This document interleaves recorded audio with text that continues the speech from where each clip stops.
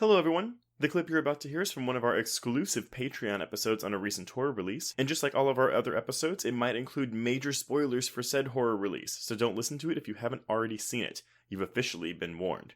And if you'd like to hear the full episode, just head on over to patreon.com/horrorqueers and subscribe today. Without further ado, here is your exclusive Patreon clip.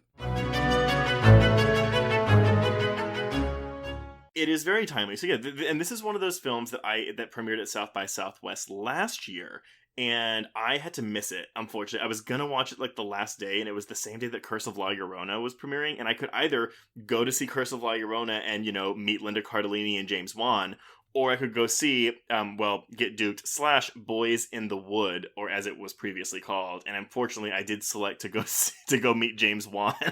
Yeah, I was going to say, let's not pretend you didn't go to see Curse of La Llorona. You went to meet Linda Cardellini. Yeah, I did, 100%. No, so, and I guess we can just kind of start there. So yeah, this film was originally called Boys in the Wood. Yes. Better title? Worse title? What do you think? Better title, but I mean, I do have a quote from the director, because obviously the title was changed at the beginning of August, or earlier last month.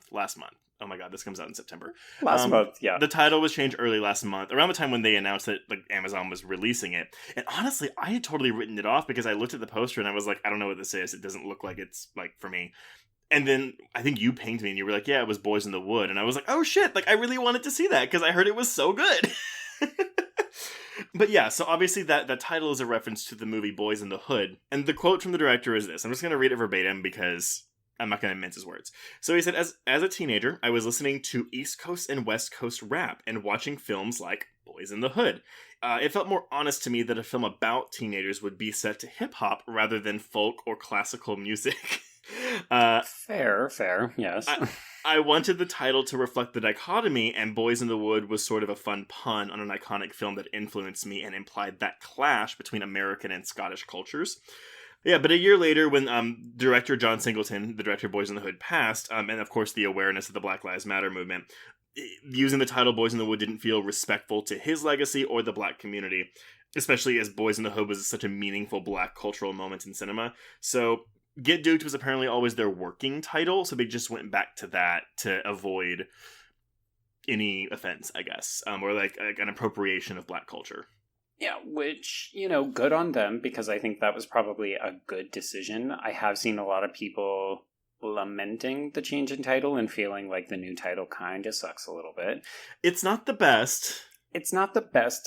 I do think if you know the film, it's actually an appropriate title, particularly considering the film's most memorable sequence literally surrounds people chanting the words "Get Duked." I did really like that scene a lot. Oh, I think it's the highlight of the film. For me, that's actually my big problem with it, is that that to me is almost the climax, and I wanted the movie to go for it then, and then we have to kind of build momentum again. Yeah, we have to start from scratch. We have to get everybody back to their place settings and then say, okay, let's now prepare for the climax. And I'm like, yeah, okay, I get why, but at the same time, it felt like that was the moment that should have been seized. No, this movie's 86 minutes long, 82 without credit, and I think you're right. It peaks there, and it doesn't really build back up again. Even when they're facing off against the Duke and the Duchess, I'm just kind of I feel like we've already had the climax of the film. Yes. But, that being said, everything to do with the van, whether it's hitting a sheep or a whole tribe of cultists, I mean, belly laughs from me every fucking time, especially the ah! There's some pretty good stuff in there. I mean, I think one of the things I appreciate the most about this is that it feels like there's a lot of cultural comedy. So jokes at the expense of the Scottish Highlands, jokes at the expense of the monarchy, jokes at the expense of how, immigrant and dark-skinned people are treated in the UK, which is not great. Yeah. And yet, if you're an American or a Canadian, you're not going to have any trouble finding humor in this film. It really crosses borders in that regard. So I like that idea a lot. I actually like that too. And again, this is the first time I've actually used a press packet for any of our movies, so I'm pulling off of this because I want to go into the readings of the film in a bit. But one thing I do like is that what he tried to do is, and by he I mean the director, was change the film every 20 minutes, and I think it works in the beginning really well. Yes. But yeah, he basically said he wanted to change the references that the movie, like whatever movie he was trying to do. So he's like, okay, so you start the movie and it's like Stand By Me meets a little bit of Superbad. Then it becomes The Wicker Man. Then it becomes The Goonies. So he was just homaging all, like, just taking different turns. And while I think that could have made for a particularly, like, ADD experience, I didn't get that. I definitely think it kept you invested. But again, like you said, the problem is that the best part of it is that fucking rap moment. And then we just have to kind of go back. I think one of the other reasons that the film peaks in that moment, just because it is so epic, right? Well, it's like, visually stunning, too. Like, and therein, I think, is where it's also helpful to recognize that this director has previously shot music videos. So that is where his background lies. And to me, when I was watching it, I did know that going into the film.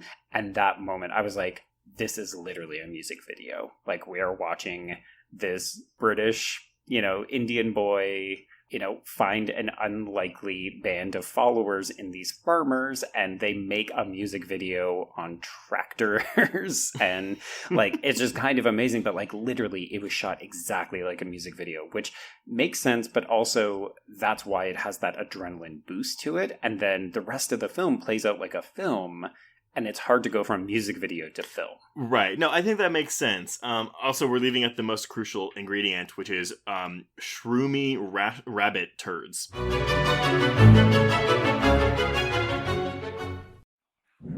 Hello, I'm Shelby Scott, the host of Scare You to Sleep, a podcast where I tell you spooky bedtime stories full of creepy sound effects and music that is soothing yet unsettling to help immerse you into a world of horror. This is a show for those of us who have realized horror can be a strange but relaxing escape from reality. Speaking of escapes, sometimes I lead you through guided nightmares, like a guided meditation, but instead of flowery meadows, I take you on a journey through your own personal nightmare.